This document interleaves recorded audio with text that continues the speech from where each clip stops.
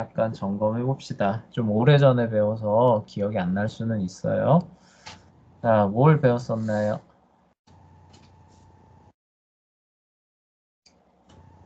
어떤 사람 나왔었죠? 이름이 되게 특이했던 사람인데. 페이커시. 아, 베이컨도 나왔었죠. 그쵸? 네, 베이컨은 이 사람의 제자였어요. 네, 이 사람 누구였나요?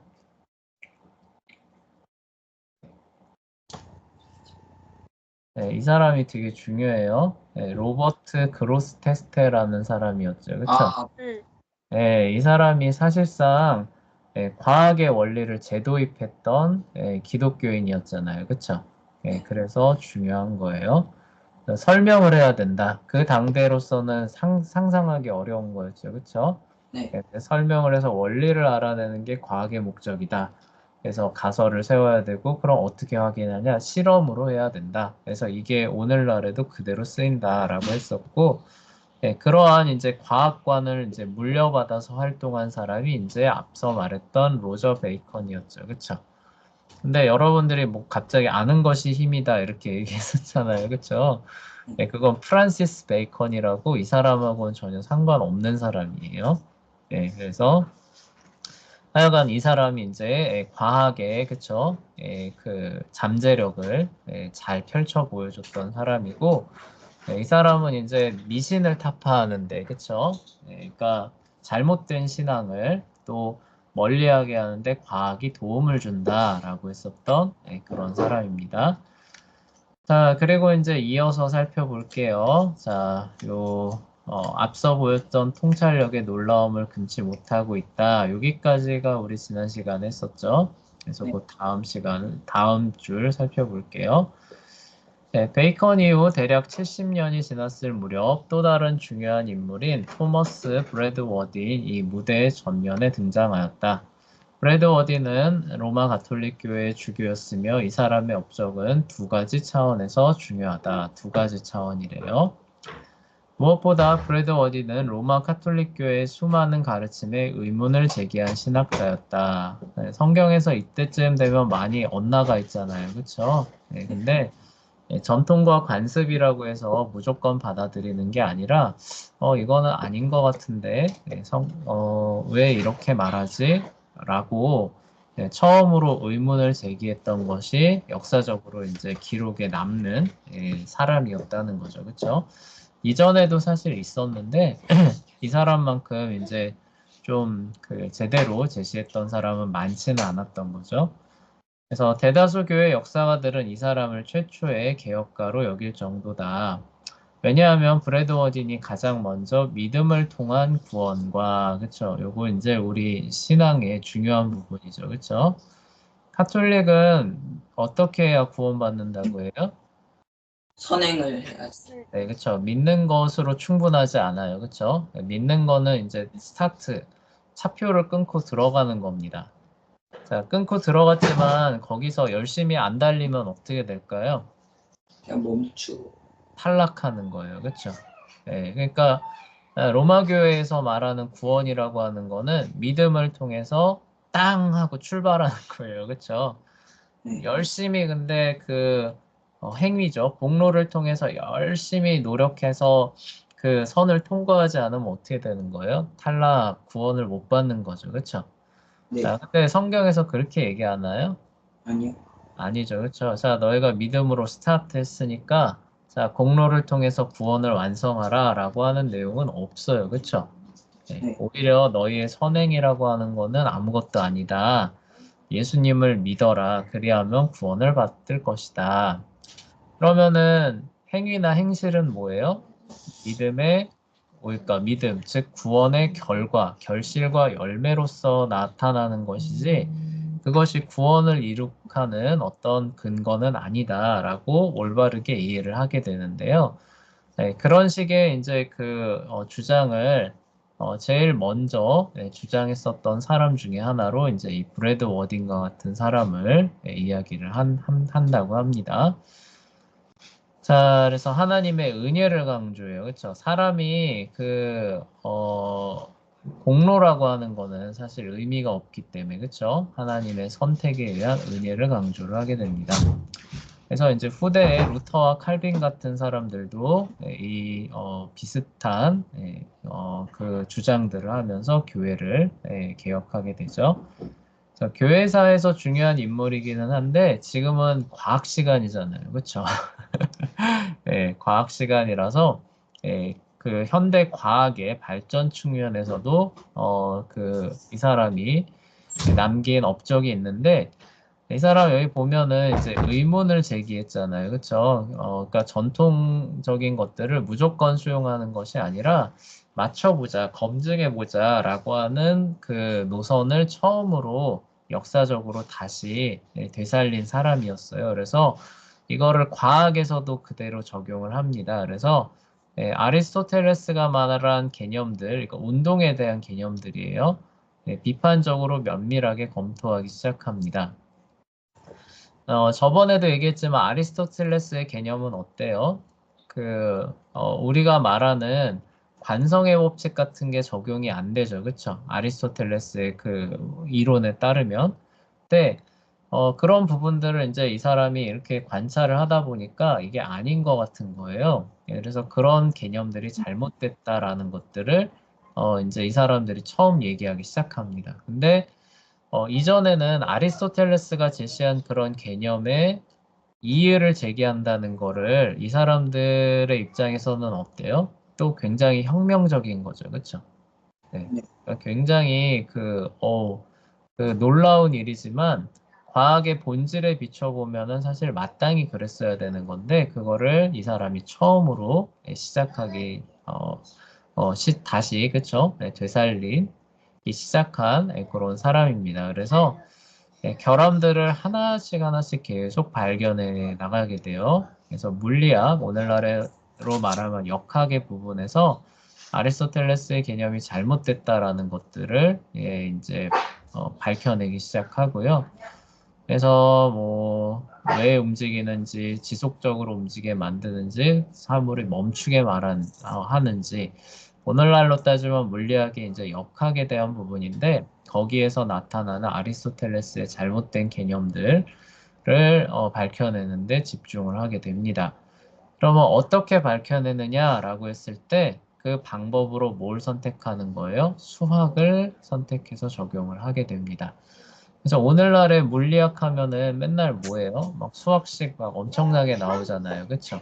네. 근데 그런 것들을 최초로 시도했던 사람이 누구냐면은 이 사람인 거예요. 브래드 워딘인 거예요.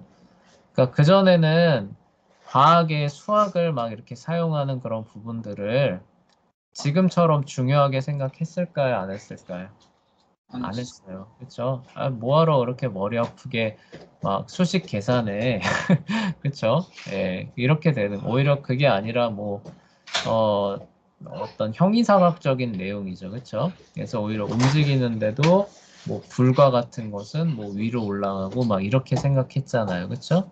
근데 그런 게 아니라 이제 수학적인 개념으로 하나님께서 세상을 설계하셨을 때는 그렇게 추상적으로 설계하신 것이 아니라 그쵸? 정교하게 설계하셨기 때문에 수학의 원리가 적용될 것이다 라고 해서 실제로 적용해 봤더니 어때요? 적용이 되죠. 그쵸? 그래서 재현아 지금 비위생적인 행동은 자제해 주세요. 아니, 뭔지는 제가 얘기하지 않겠습니다. 아니 이거 판 게 아니고 한 게 아니에요? 그 여기 코 위에 코 위에 한 거예요? 그래요. 선생님이 오해한 거로 합시다.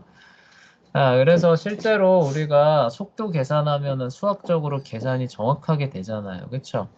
누가 뭐 100km로 달려가고 있어요. 그럼 1시간 뒤에 그 사람이 달려간 거리를 재보면 어때요? 실제로 100km로 딱 나오죠. 그쵸?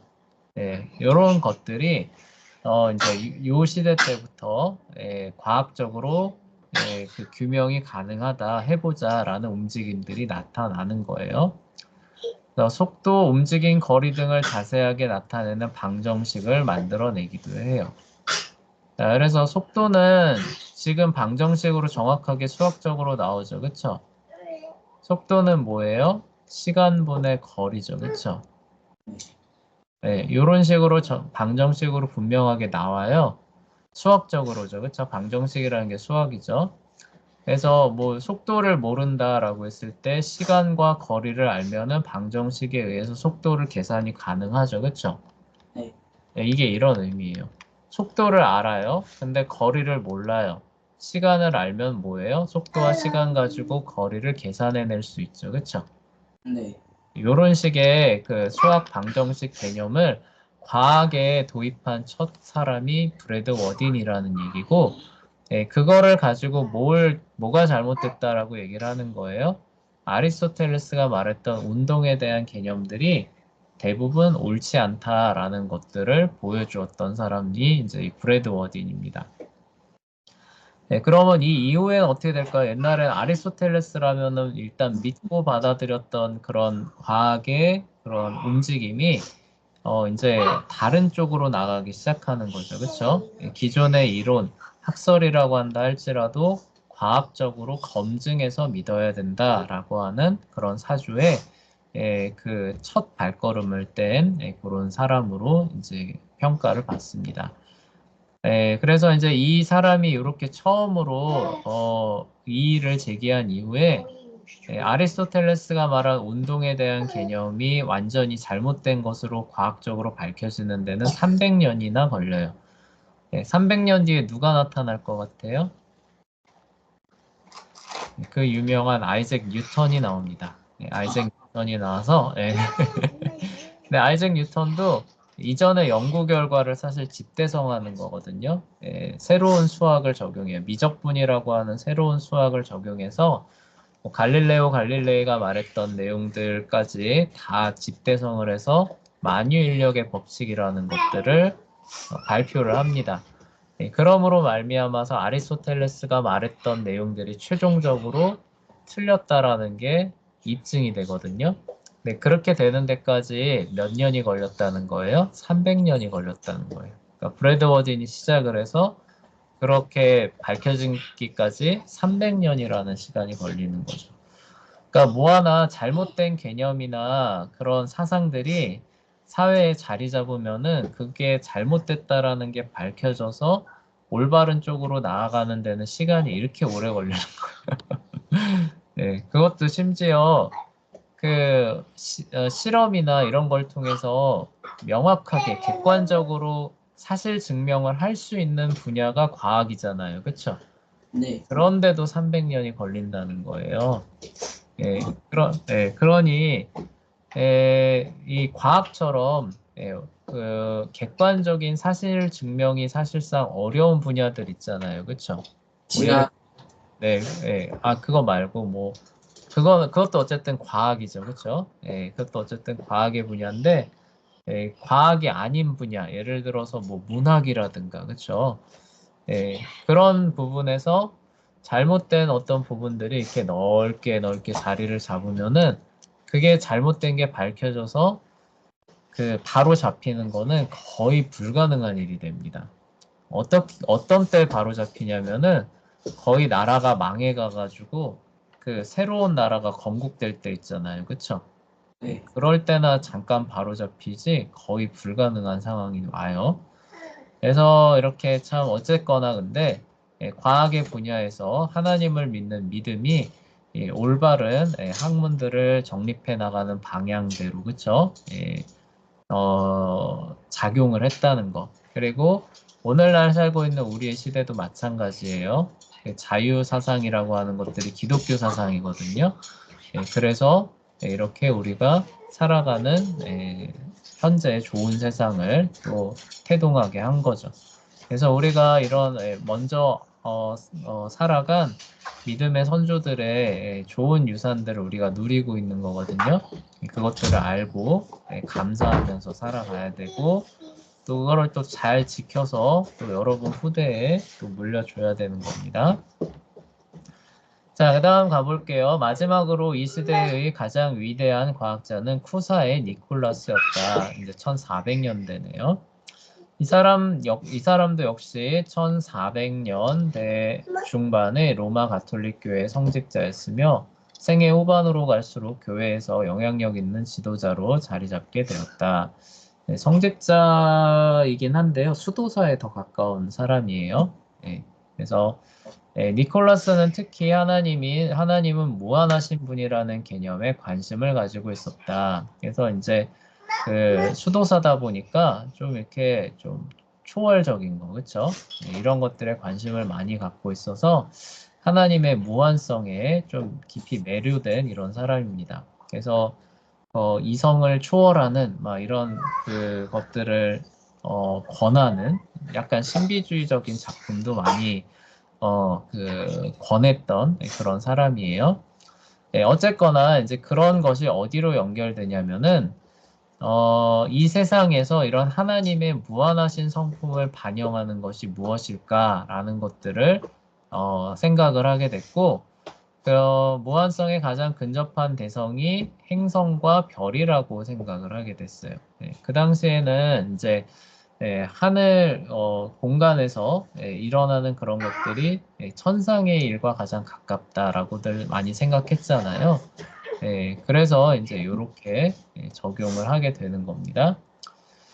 그래서 볼게요.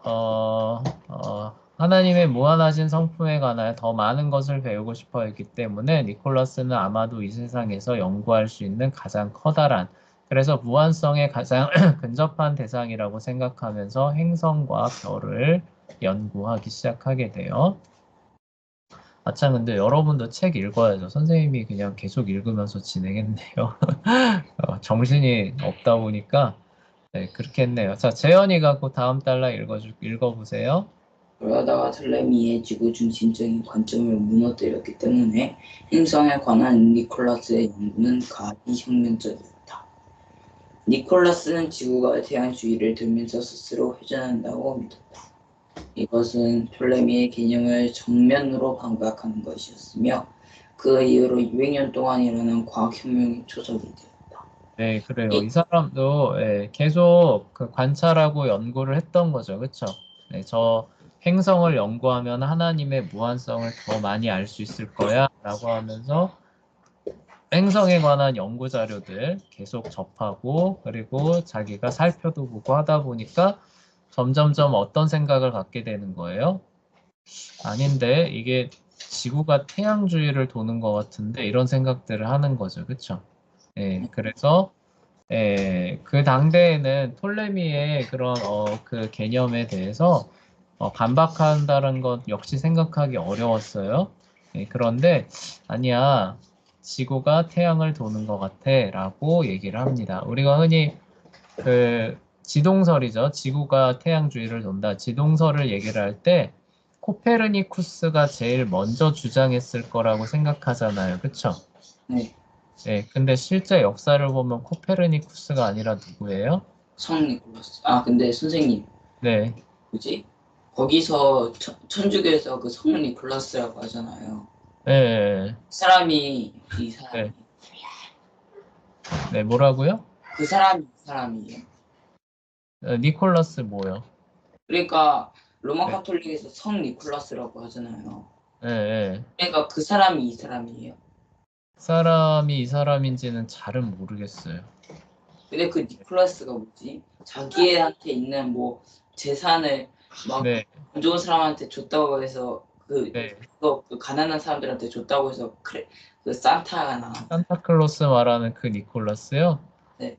시대가 전혀 다르죠. 이 사람은 1400년대 사람이고, 네, 그 세인트 니콜라스에서 산타클로스 되는 그 사람은 한참 전의 사람이잖아요. 그렇죠? 아, 네, 그러니까 만약에 그 사람이 성 니콜라스라면은 이 사람은 그 사람은 아니겠죠. 그렇죠?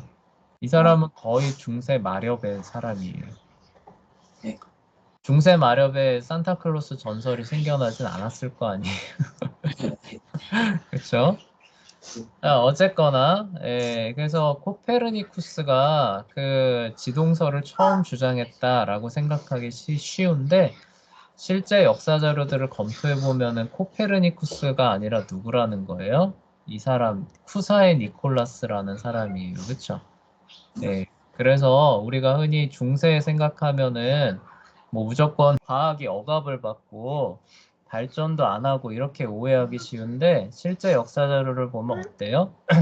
어쨌거나 기독교 세계관을 가지고 있었던 사람들이 이후에 태동할 과학 그런 개념들, 방법론들을 정립하면서 개념들을 제시하고 있었던 그런 시대였다라는 게 이렇게 확인이 되죠. 그렇죠?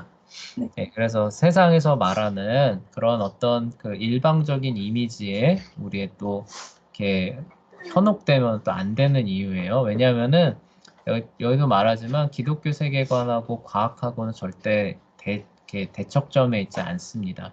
실제 역사적으로도 그런 게 확인이 돼요. 자, 계속해서 이 단락을 마무리하기 전에 재현이 읽어주세요.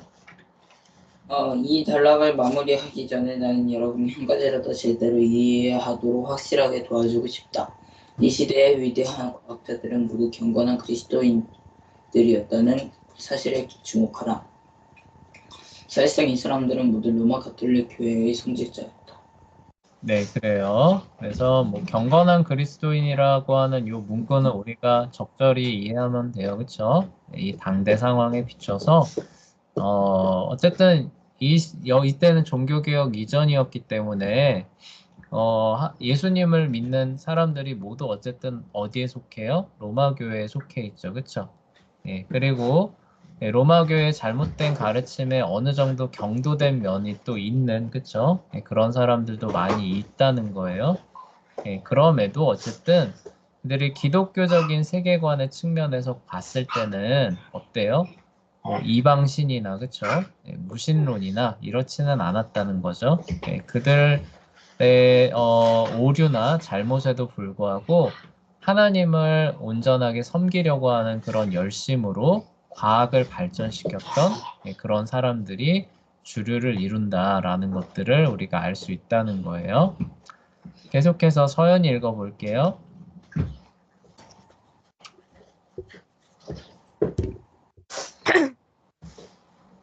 이런 것 같죠.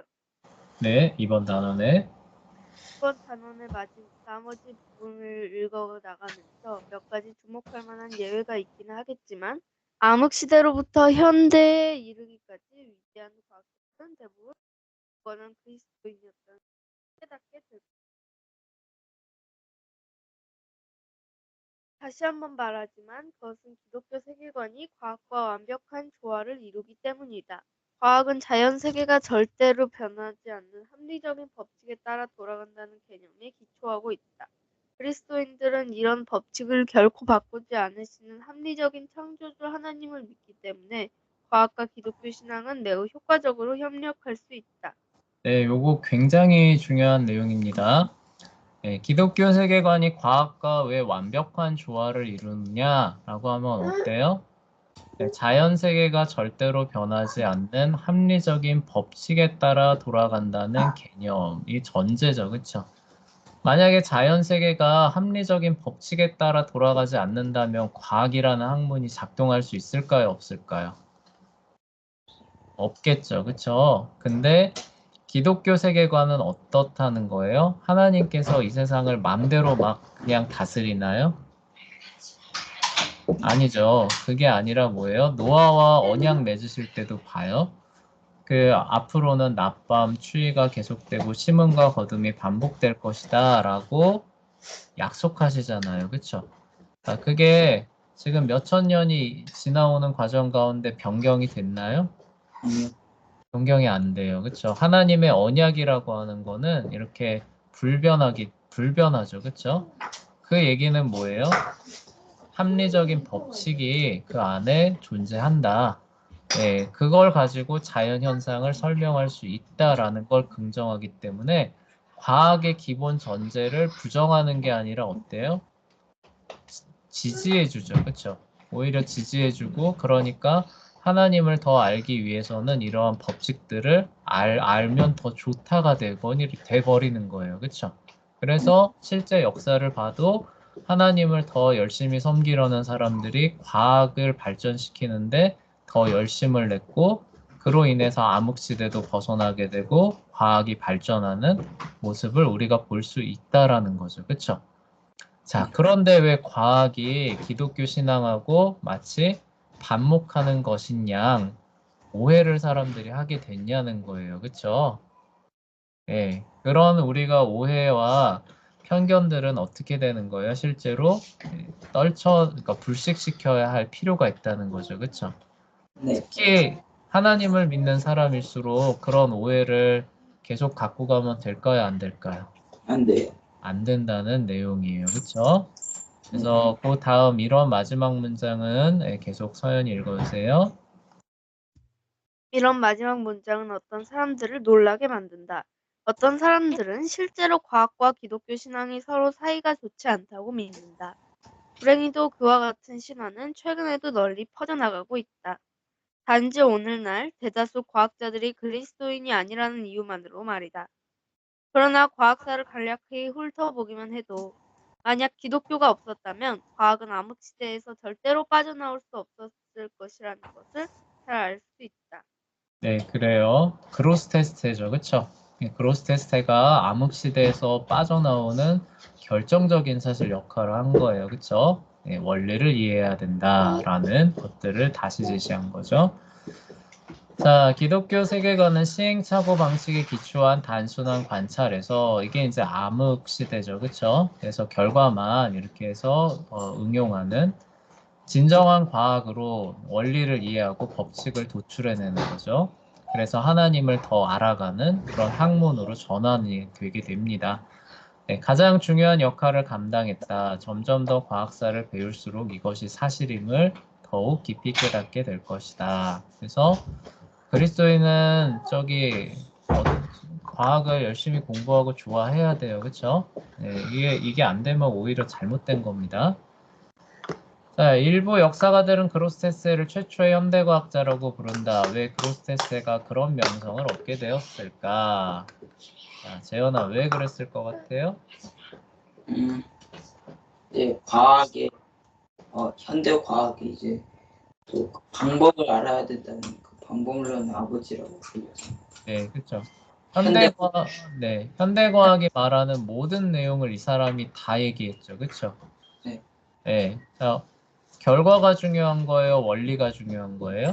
원리가 중요. 원리가 중요한 거죠. 그게 과학의 목적이다라고 그로스테스가 말했는데 오늘날의 과학도 어떻게 하나요? 그렇게 말하죠. 그렇죠? 그리고 그 원리가 중요하기 때문에 어떤 현상이 있었을 때 그거를 설명하기 위해서 뭘 세워야 된다? 공식. 가설을, 그렇죠? 가설, 설명하는 어떤 이론을 세워야 된다. 그리고 그게 맞는지 틀리는지를 어떻게 검증한다, 재현아? 실험 통해서 검증한다. 오늘날의 현대과학도 그렇게 할까요, 안 할까요? 그렇게 해요. 똑같이 해요. 그렇죠? 그래서 최초의 현대과학자. 그러니까 오늘날의 의미의 과학자의 의미를 그로스테스한테 적용해도 틀린 게 있다는 거예요, 없다는 거예요? 없다는 거죠. 그렇죠? 네, 그래서 현대 그 역사가들이 그렇게까지도 얘기를 한다는 거예요. 자, 그리고 문예혁명, 과학의 황금기로 넘어가야 되는데요. 시간이 그렇게 많지는 않아요. 시간이 되는 데까지만 해보도록 합시다. 자, 그래서 이제 암흑기에서 드디어 빠져나오게 됩니다. 자, 16세기와 17세기는 과학사에서 믿기 어려울 만큼 흥미진진한 시기였다.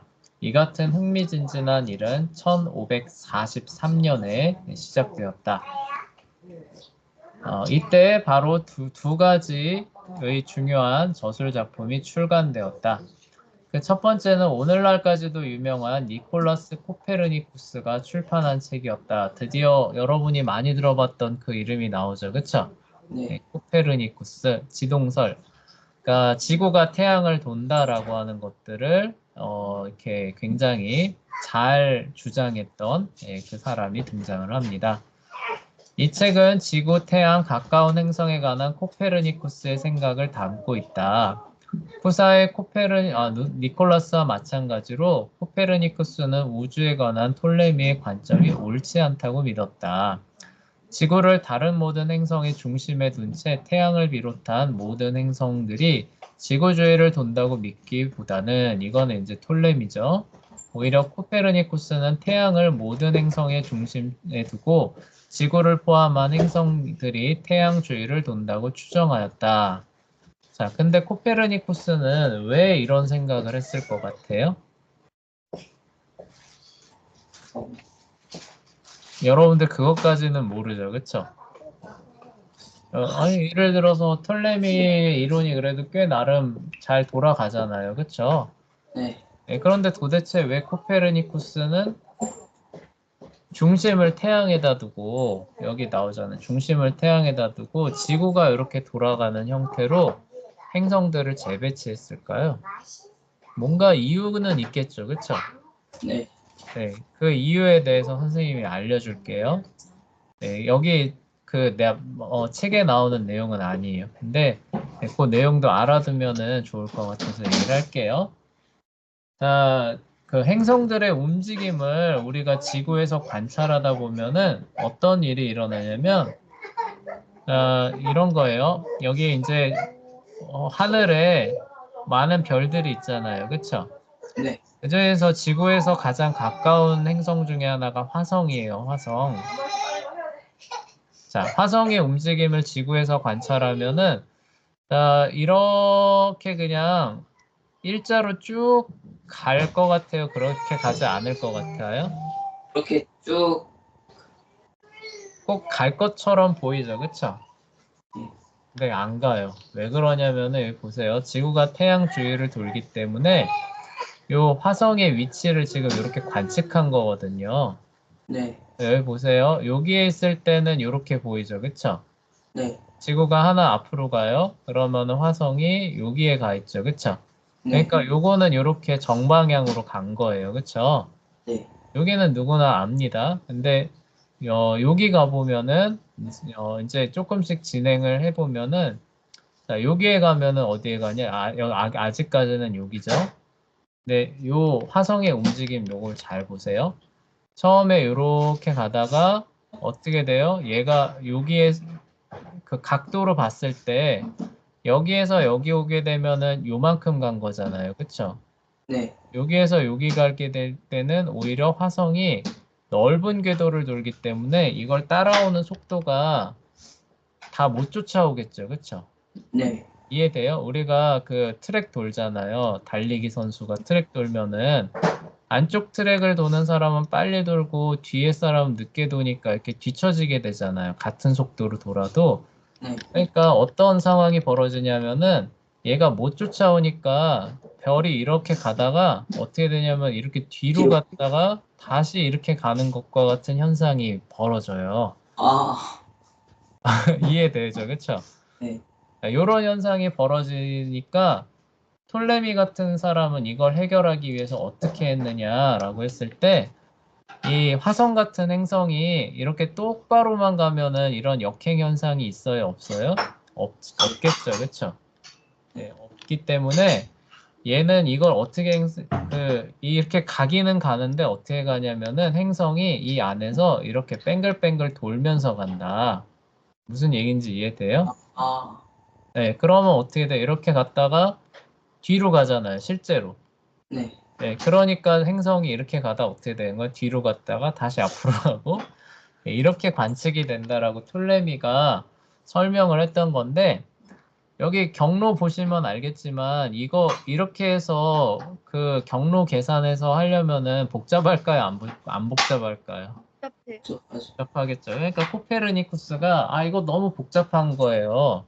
이렇게 하지 말고 어떻게 하자는 거예요? 태양을 중심으로 지구가 돌고 화성이 그 바깥쪽에 돌면은 궤도 차이로 인해 속도 차이로 인해서 자연스럽게 역행하는 현상이 설명이 되죠. 그렇죠? 네. 네, 그러니까 이거 너무 복잡하다는 거예요. 이거 설명하는데 톨레미가 말한 주전원 이런 거 해가지고 이렇게 경로를 베베베 꽈가지고 하는 거 하지 말고 어떻게 하자는 거예요? 그냥 태양을 중심에 놓고 지구를 돌게 하면 해결되는데 뭐하러 이렇게까지 하느냐라고 해서 주장했던 게 코페르니쿠스의 지동설이 되는 거예요. 그러니까 무슨 얘기인 거예요? 선동설의 약점을 얘기를 한 거예요. 복잡하다라고 얘기한 거죠. 근데 지동설이 옳다라고 하는 주장이 이 책에는 많이 나올까요? 못 나올까요? 못 나와요. 그냥 태양 중심설로 하면은 설명이 쉽다라는 내용만 나옵니다. 무슨 얘기인지 알겠어요? 네. 네, 그러니까 과학적인 측면에서 보면은 적극적인 증명은 많이 했을까요? 못했을까요? 못해요. 그러니까 왜 지구가 태양을 돌아야만 하는 것인가? 그것을 분명하게 증명하는 적극적인 증명을 제시하지는 못합니다. 근데 단지 톨레미 체계에서 말하는 이거 너무 복잡해. 그냥 태양을 중심에 놓으면 너무나도 심플하게 설명이 되는데 톨레미의 이 복잡한 그거는 좀 아닌 것 같다. 이게 이제 코페르니쿠스의 지동설이 되는 거예요. 네, 그러니까 과학적인 측면에서 봐서는 이게 사실 가설의 수준으로밖에 안 되는 거죠. 그렇죠? 그걸 적극적으로 증명은 하지 못했으니까 그런 약점이 이제 여기에 있는 겁니다. 그래서 이와 같은 관점을 최양 중심 체계라 부르는데 헬리오스는 그리스의 태양신이기 때문이다. 그래서 헬리오센트릭 시스템이라고 나오죠. 그러나 때로는 코페르니쿠스를 기리기 위하여 코페르니쿠스 체계 혹은 지동설이라고 부른다. 라고 이제 나와요. 자, 여기 그 내용이 안 나오나? 네, 안 나오네요. 그래요. 예. 그러니까 왜 코페르니쿠스 체계에 있어서 그 약점이라고 해야 되죠. 적극적인 증명은 사실 없었다. 근데 어떤 설명의 단순함 측면에서 코페르니쿠스가 접근을 해서 태양 중심설이 더 낫다라고 하는 게 이 내용이었다는 거예요. 자, 그런 적극적인 증명은 언제 이루어질 것 같아요? 현대.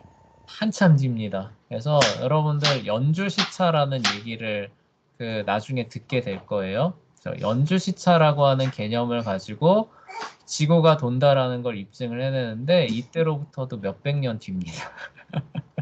그러니까 적극적인 증거는 계속 발견을 못했고 그냥 태양 중심설이 더 간결해. 네, 톨레미 너무 복잡해. 네, 설명은 돼요. 톨레미의 이론으로도. 너무 복잡해. 이렇게만 계속 진행돼 왔다라고 보시면 돼요.